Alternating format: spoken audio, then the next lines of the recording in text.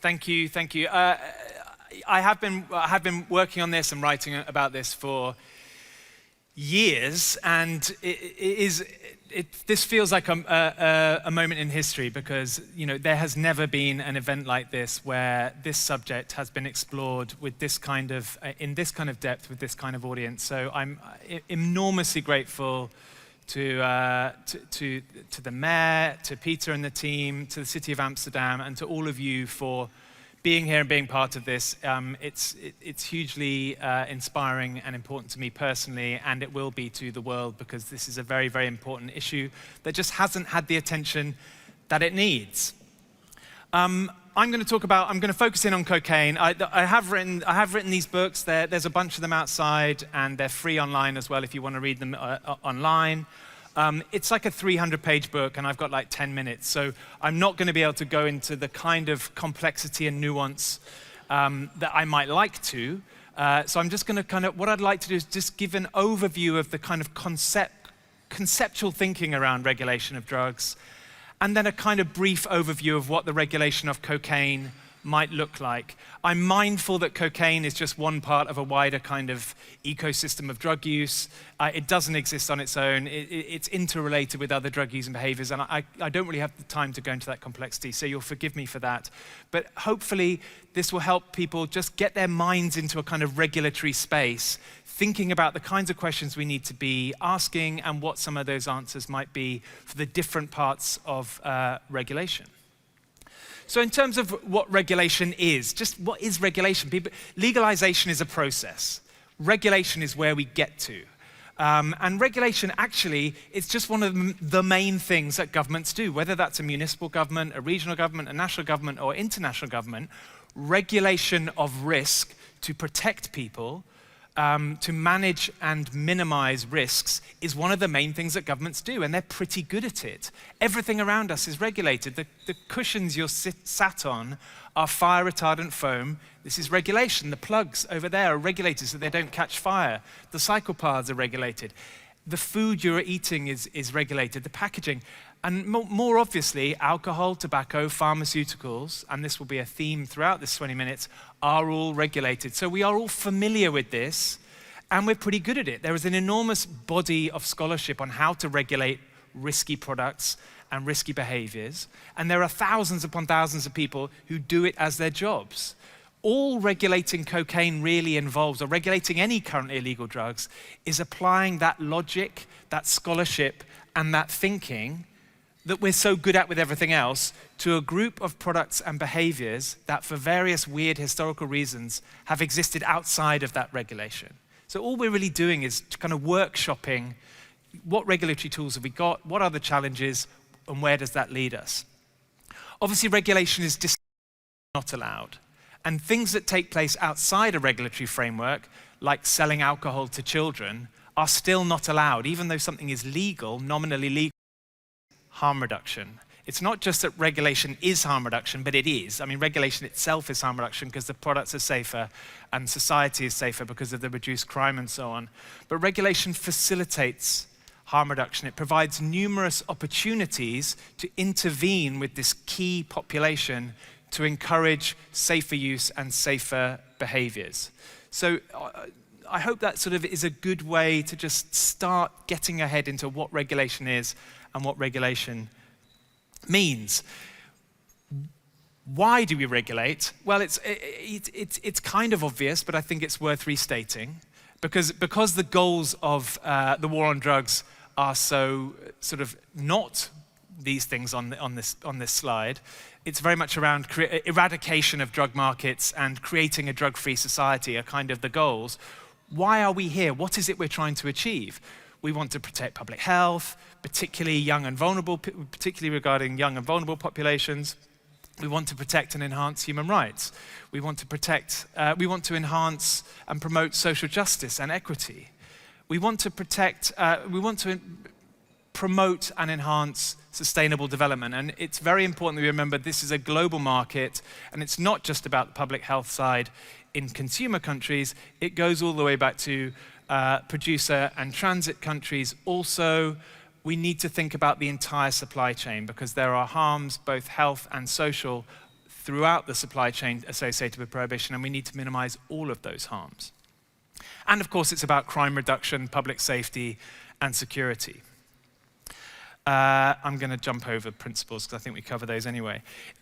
For people who were in the Burn presentation earlier, you'll have seen this graph. I think it's from the Transform Cannabis book. It's quite a neat way to try and sort of capture the essence of the argument that we're trying to make. So up the y-axis is social and health harms. The higher up you go, the more social and health harms there are. And across the x-axis, it's not really data, but it's kind of a spectrum of policy options, from sort of super hardcore war on drugs over here, through kind of softer versions of the war on drugs, through we're hitting legalization and legal models here, but strictly legally regulated models. And then we go over to legal but less regulated kind of commercial models, commercial promotion, maybe like sort of tobacco in the 1950s over here on the right.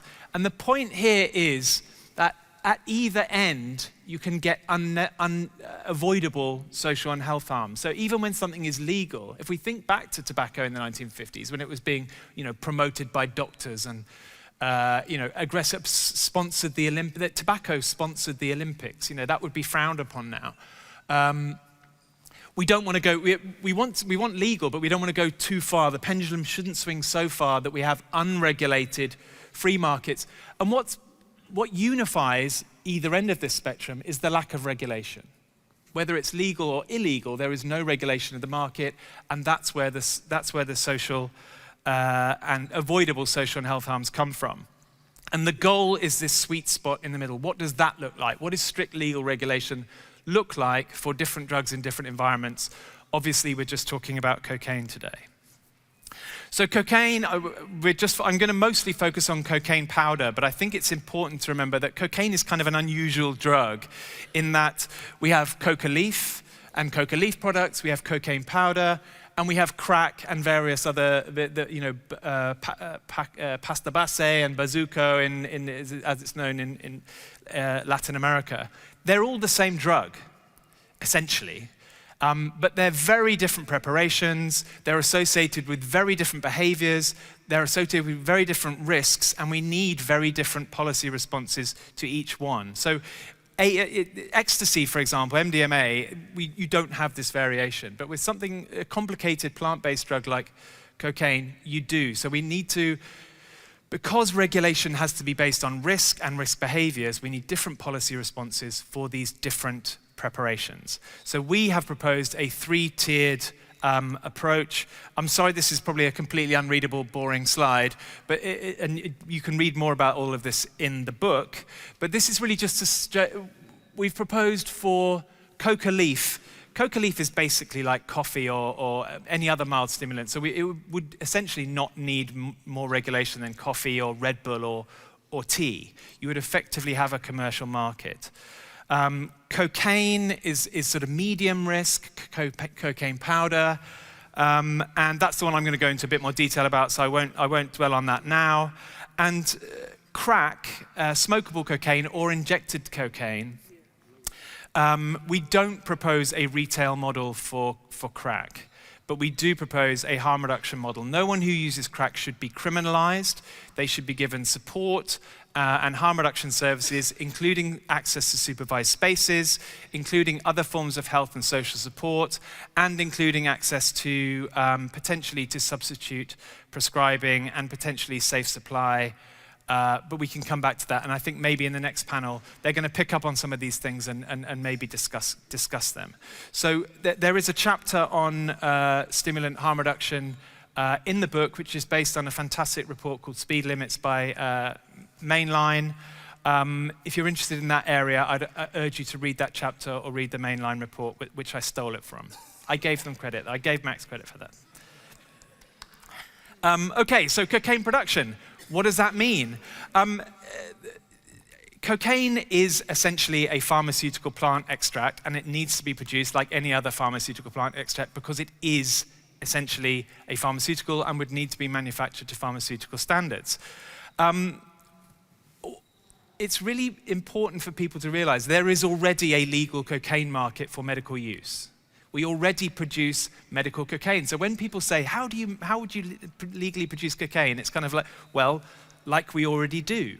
It's quite small, it's quite a small market. It's less than a ton globally, less than a ton of cocaine. And if we bear in mind that the global market is about 700 tons of consumption, somewhere between 400 and 700 tons, depending on who you believe. It's actually very small, but I think the coca leaf is grown in Peru, is that right, for the medical cocaine? It's grown in Peru, it's shipped by the DEA to America, legally. The cocaine is taken out and sold to the medical market. Most of it goes to the UK, I have no idea why. It's used as a topical anesthetic for ENT surgery. And the leaves with the cocaine taken out are sold to the Coca-Cola company to flavor that filthy, tooth-rotting, sugary, fizzy drink called Coca-Cola. The clue is in the name. It's called Coke. It's Coca-Cola. It's got coca in it. So again, this already exists. We do this already. We know how to do it. Clearly for the coca leaf end of the supply chain, I'm not going to talk much about that because I don't really have time, but I think they're going to pick up on it in the next session. Pina will be talking about this. We need to be thinking about sustainable development. We need to be thinking about people who are already involved in that market. We don't want to hang them out to dry. We need to be thinking about things like fair trade and sustainable livelihoods and so on. I just wanted to also point, this is legal MDMA used for scientific research, and over here is legal amphetamines, which are prescribed, billions and billions of these are prescribed every year for ADHD and various other things. So how do we legally produce these drugs? Well, we already do it, and there's not really any mystery there. And cocaine, the market, it's worth remembering that the market is actually really small. Now, it may be worth about $100 billion a year, about the same as global coffee production, but it's actually really small. It's about 400 to 700 tons. You could get all of the cocaine that's consumed in the world in about 20 shipping containers. It's only about 60,000 acres of production, and you could grow all of the cocaine that's consumed in the world in a square with 15-mile sides. It's about the size of Brooklyn. It's just not that big. It's only worth 100 billion because it's illegal. Otherwise, it would just be like, aspirin or something. The products themselves, we can look at the preparation. Would we have pills or powders or something else? I mean, we're talking really about cocaine powder because that's how most people use it, but maybe we could change behaviors. You can look at the potency, you can look at the dosage, you can regulate the price with things like price controls and tax, and you can regulate the packaging. And we've mocked up some packaging, what we thought it might look like, and it looks a lot like a pharmaceutical product because it is one. So you have the name, the dosage, you have health warnings, health information, risk, access to further information, and so on. Again, it's not that mysterious. It's like we would for any other pharmaceutical product. Notably, there is no marketing or branding. There's no kind of lifestyle, aspirational, cool packaging. It's very, very functional. It's not supposed to be cool. In fact, it's almost aggressively uncool. That's me. Thank you. These are some of the other ones we've done for other products. This is amphetamine pills, MDMA pills, and this is psilocybin mushroom packaging. So we do a bunch of other stuff with other drugs as well, but I'm just focusing on cocaine. But look, they're all really dull and boring. Making drugs boring. That's my job. The vendors, this is really crucial. We advocate for a state monopoly retail model. We think that you need to remove the commercial incentives to recruit new users or try and increase use, and we can't trust profit-seeking entities to do that with a drug that is as risky as cocaine. Maybe you can with cannabis or some other drugs, but cocaine, I don't think so. So we advocate for a state monopoly. And just to make people realize that this is not a particularly novel idea, in the middle, this is a state, there's a state monopoly for cannabis retailing in Quebec. This is one of the stores, cannabis stores. And over here, this is one of the Swedish state monopoly retail alcohol outlets. So this is an established idea that drugs are not normal products, And we need to regulate them in a different way. And to remove the commercial incentives, state monopolies is one of the options that we suggest for cocaine. You would have a total ad and marketing ban in the same way we do with pharmaceuticals, and medicines can't advertise to patients, or certainly not in most of Europe.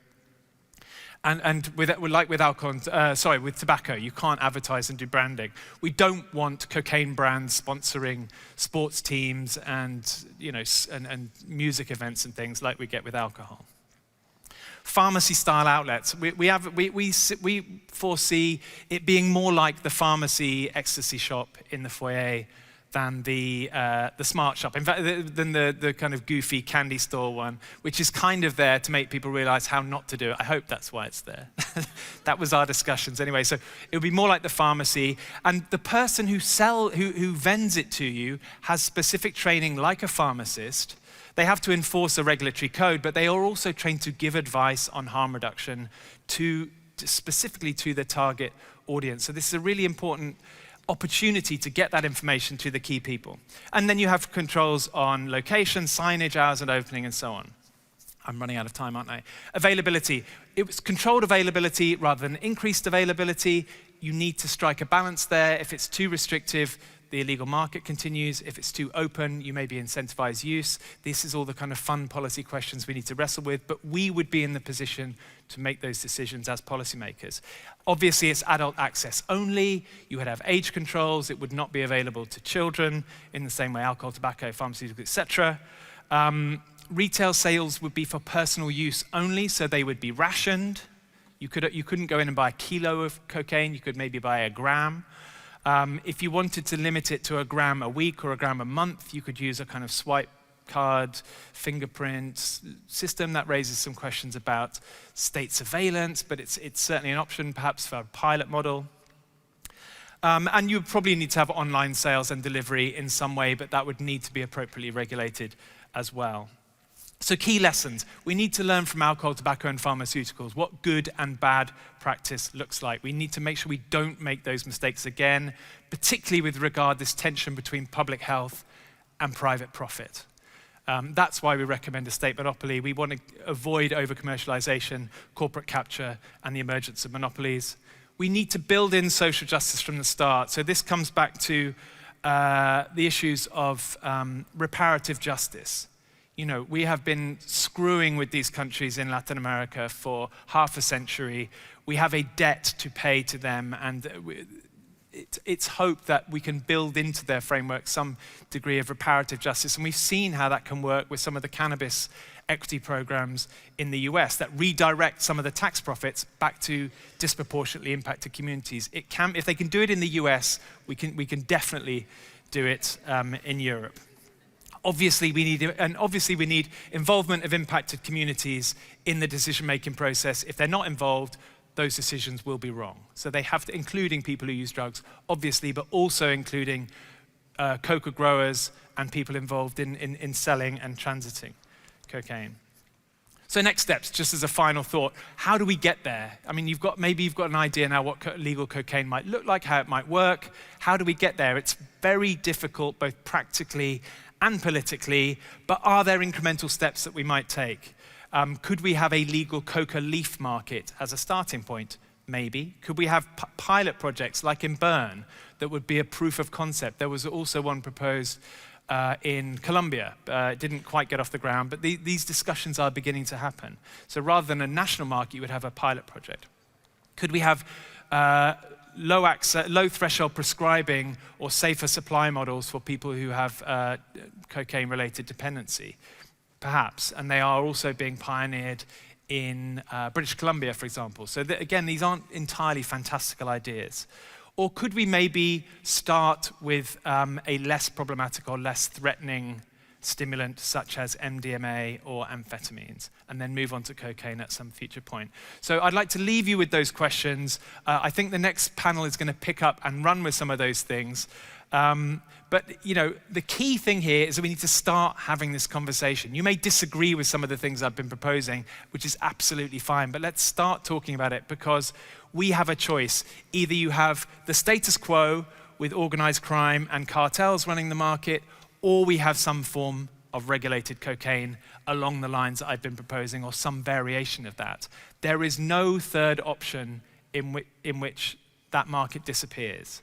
So it's kind of regulation or organized crime and chaos. We have to make that decision and then start working on the detail. Thanks very much.